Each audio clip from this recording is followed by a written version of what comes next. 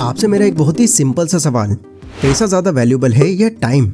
मैं जानता हूँ इस पर अलग अलग लोगों के अलग अलग जवाब होंगे और इतने स्मार्ट तो आप हो कि अगर आप जवाब दोगे तो उसमें लॉजिक भी होगा।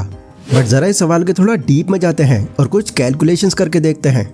एक 30 लाख रुपए कमाने वाले इंसान की क्या वैल्यू है आपकी नज़रों में? सोचकर देखो, 30 लाख कितनी बड़ी रकम है। इतना कमाने वाला इंसान कौन नहीं बनना चाहेगा। लेकिन ये 30 लाख रुपए इसकी 15 सालों की कमाई है, यानी सालाना इनकम इसकी 2 लाख रुपए है और मंथली लगभग 16,600 रुपए। आप बताओ इसके जैसा कौन बनना चाहेगा? हो सकता है अब भी कुछ लोग हों, बट मेजॉरिटी में लोग इसके कमाने का टाइम देखकर अभी पीछे हट गए होंगे। अब चलो एक दूसरा सिनेरियो लेते हैं। एक 250 रुपये कमाने वाला इंसान, ये कैसा है आपकी नज़रों में?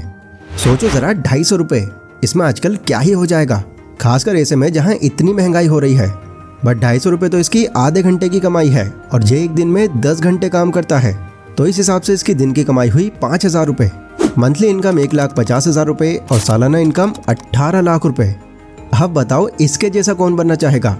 इसके जैसा बनना तो सपना बन गया होगा आपका।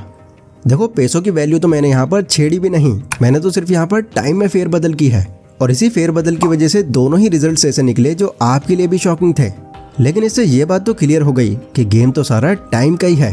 1 लाख रुपए 10 साल में कमाना आपके लिए बहुत आसान हो सकता है, पर क्या हो अगर ये टाइम सिर्फ 1 साल हो या और कम हो के 6 महीने हो जाए, 1 महीना हो जाए या 1 दिन हो जाए? कमा पाओगे एक दिन में 1 लाख रुपए? पैसे तो बिल्कुल सेम है यहाँ पर, बट टाइम कम होते होते जो डिफिकल्टी है आपकी वो बढ़ती जा रही है। इस चीज़ को अपर क्लास के लोग बहुत अच्छे से समझते हैं। उनको पता है कि अगर उनके लिए कोई 10 दिन का काम है तो उस काम को अकेले पूरा करने में 10 ही दिन लगने वाले हैं। तो यहाँ पर इसको वो खुद करने की बजाय 10 दूसरे लोगों को सौंप देंगे, वो 10 लोग जो एक्सपर्ट हैं उस काम में, जिससे ये 10 दिन का काम उनका एक ही दिन में कंप्लीट हो जाएगा। और जल्दी काम कंप्लीट होने का मतलब है जल्दी और ज़्यादा पैसे हाथ में आना। अभी हो सकता है कि आपको 1 लाख रुपए दिन का कमाना बहुत मुश्किल लग रहा हो, बट आपको ये भी पता है कि ऐसे भी लोग हैं जो दिन का 1 लाख नहीं 10-10 लाख रुपए कमाते हैं। तो ये था इस मनी गेम का पहला रूल। अमीर होने के लिए पैसा कमाने से ज़्यादा टाइम बचाने पर फोकस करो। ये तो माइंड से निकाल ही दो कि आप अकेले ही मेहनत करके अमीर बन जाओगे। हो सकता है कि अकेले आप पैसे तो ज़्यादा कमा लो, बट टाइम भी आपका फिर ज़्यादा ही लगेगा। इसलिए खुद से सब कुछ करने की जगह दूसरों को भी साथ लो, ताकि उनसे आपका टाइम कम लगे और आप ज़्यादा पैसे कमा सको। अभी आगे आपको इस गेम के कई और ऐसे रूल्स पता चलने वाले हैं जो आंखें खोल देंगे आपकी। आप ये मान सकते हो कि इन सारे मनी रूल्स को अगर आप समझ गए तो आपका फिर पैसों को देखने का नज़रिया पूरी तरह से चेंज हो जाएगा एंड इसके बाद फिर आप पैसा कमाने की तरफ नहीं, पैसा बढ़ाने की तरफ चल दोगे। तो बस वीडियो से चिपके रहो और तैयार हो जाओ अपनी सोच बदलने के लिए। Don't let anyone know your money. एक बहुत ही फेमस कहावत है, अपनी गर्लफ्रेंड और अपनी इनकम के बारे में किसी बाहर वाले को नहीं बताना चाहिए, क्योंकि उनको अगर इस बारे में पता चल गया तो ये तय है कि इन दोनों चीज़ों से आप रिलेशन खराब करके बैठ जाओगे। बट हम ठहरे मिडिल क्लास के लोग, हमें छोटी सी भी अचीवमेंट मिलती है तो हम सब में ढोल बजा देते हैं। मुझे याद है जब मेरी यूट्यूब की अर्निंग स्टार्ट हुई थी तो मैंने भी ये बात कई लोगों में फैला दी थी, क्योंकि वो इंसान जो पहले कुछ खास कमाता नहीं था वो अचानक से इतना ज़्यादा कमाने लग गया। ये सुनकर मेरे जानने वालों का क्या रिएक्शन होगा मुझे बस ये देखना था, और नो डाउट रिएक्शन तो मुझे काफ़ी अच्छा मिला। बट इससे बड़ी दिक्कत ये हो गई कि वो पैसा सबकी नज़रों में आ गया। अब अगर मेरे किसी नॉन पर्सन को पैसों की थोड़ी सी भी नीड होती तो वो मुझसे ही हेल्प मांगने आता एंड मैं भी उनसे ना कहने की हिम्मत ही नहीं जुटा पाता। लेकिन इस चक्कर में मैंने अपना काफ़ी पैसा फंसा लिया। कुछ रिलेशंस भी मेरे खराब हो गए, क्योंकि उनको ये लगा कि मैंने दूसरों की तरह उनकी टाइम पर हेल्प नहीं की। अगर मैं किसी से अपने खुद के पैसे रिटर्न मांगता तो मुझे इमोशनलेस समझा जाने लगा, यानी कि एक ऐसा इंसान जो किसी की मजबूरी नहीं समझता। मेरे पीठ पीछे मेरी बैक बिचिंग भी होनी शुरू हो गई एंड ये सारी चीज़ें होने की वजह सिर्फ इतनी थी कि मैंने कुछ लोगों को अपना फाइनेंशियल स्टेटस बता दिया था। मुझे आगे चलकर इसका बहुत पछतावा हुआ। होपफुली मैंने अपनी इस गलती से सीख ली और इसको दोबारा कभी रिपीट नहीं किया। सिर्फ मैं ही नहीं, आप में से भी कई ऐसे लोग होंगे जिनकी दिली इच्छा होती है कि अपनी अचीवमेंट के बारे में दूसरों को भी बताएं, ताकि दूसरों को ये पता चल पाए कि आप कितना लाइफ में ग्रो कर रहे हो। बट बिलीव मी, ये आपकी लाइफ का सबसे गलत डिसीजन हो सकता है। ये कुछ ऐसा है कि अपनी अचीवमेंट बताकर आप दूसरों को एक ऑप्शन दे देते हो, उन्हें इनडायरेक्टली ये फील करवा देते हो कि अब आप उनके बहुत काम आने वाले हो। बट ये होप दे देना आगे चलकर आप पर ही उल्टा पड़ जाता है। इसलिए अगला रूल ये कहता है कि अपना एग्जैक्ट फाइनेंशियल स्टेटस कभी किसी को पता मत लगने दो। बाकी आम लोगों की तरह ही नॉर्मल बनकर रहो, और अगर कोई काम का पूछे भी तो बोल दो कि बस ठीक ठाक चल रहा है। ये कहा जाता है कि एक ग्रो करता हुआ इंसान बढ़ती इनकम के साथ साथ प्रॉब्लम्स भी बढ़ा लेता है, तो दूसरों को आप ये मौका ही मत दो कि वो आपकी फाइनेंशियल प्रॉब्लम का रीज़न बन जाए। Money is a life long game. Passive income एक बहुत बड़ा मिथ है और ये मैं अपनी कई वीडियोस में बता चुका हूँ। पैसिव इनकम की डेफिनेशन हमारे माइंड में ये है कि अगर एक बार हमने पैसिव इनकम सोर्स बना लिया तो उसके बाद हमको कुछ काम करने की ज़रूरत ही नहीं है। बट एक्चुअल रियलिटी इससे बहुत ज़्यादा अलग है। ये जितने भी ऐसे लोग हैं जो एक टॉप लेवल पर हैं, या वो लोग जो मल्टीपल कंपनीज चला रहे हैं, ये चाहे तो अपनी पूरी लाइफ बिना कोई काम किए बहुत आराम से रह सकते हैं, क्योंकि इनके पास इतना पैसा है कि अगर ये पूरी ज़िंदगी पे खर्च करें तो भी ख़त्म नहीं होगा। बट फिर भी अपनी कंपनीज में 10-10 घंटे काम करते हैं। क्यों? क्योंकि एज ए ह्यूमन हमारा ये नेचर है कि हम एक सिचुएशन में ज़्यादा लंबे टाइम तक खुश नहीं रह सकते। अगर आज आपकी इनकम 50,000 रुपये है और अभी अगर आप ये सोच रहे हो कि बस 1 लाख कमाने लग जाऊं तो लाइफ सेट हो जाएगी, तो बिलीव मी 1 लाख तक पहुंचने के बाद आप खुद की ही बातों से मुकर जाओगे। उस वक्त आपकी ये सोच होगी कि बस 1.5 या 2 लाख कमाने लग जाऊं तो मज़ा ही आ जाएगा। एंड ऐसा होना कहीं से भी गलत चीज़ नहीं है, बट आपको इसके लिए अपने काम में एक्टिवली इन्वॉल्व रहना पड़ता है।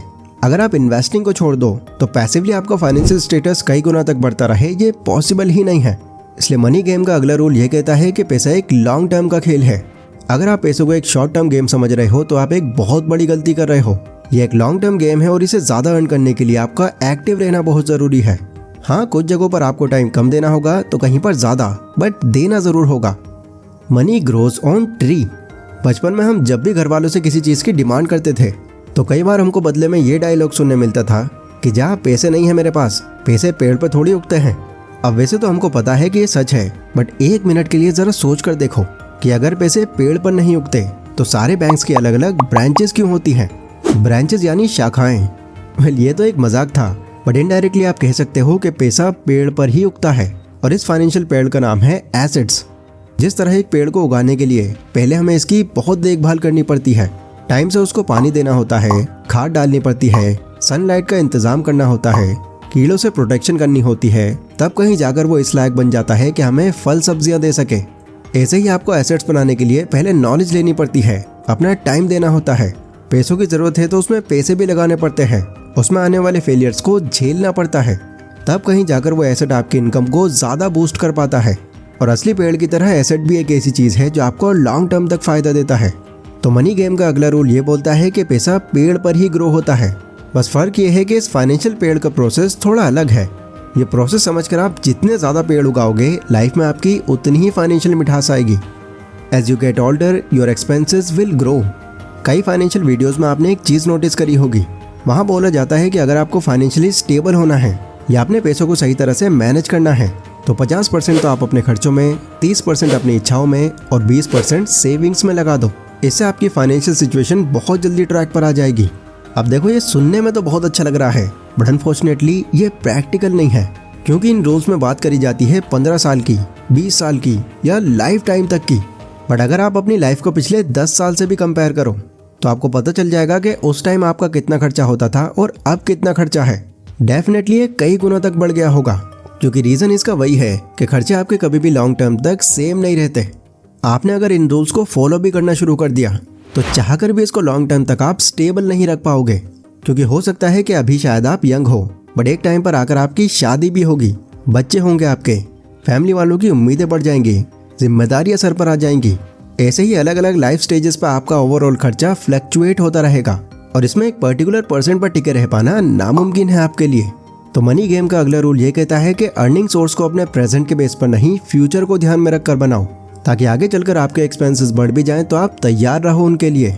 सो आई होप आज मैंने जितनी भी आपको इन्फॉर्मेशन दी है ये आपके आगे तक बहुत काम आएगी, क्योंकि मनी से जुड़ी ये कुछ ऐसी बातें हैं जो हमारा नज़रिया ही चेंज कर देती हैं पैसों को लेकर। तो अगर आपको भी यहाँ से कुछ नया सीखने मिला है तो इस वीडियो को लाइक ज़रूर कर देना एंड कमेंट सेक्शन में आप इन पॉइंट्स पर अपना ओपिनियन भी दे सकते हो। तो फिलहाल आज की इस वीडियो में बस इतना ही। मैं मिलता हूँ अपनी अगली वीडियो में, तब तक के लिए stay safe, stay healthy, take care.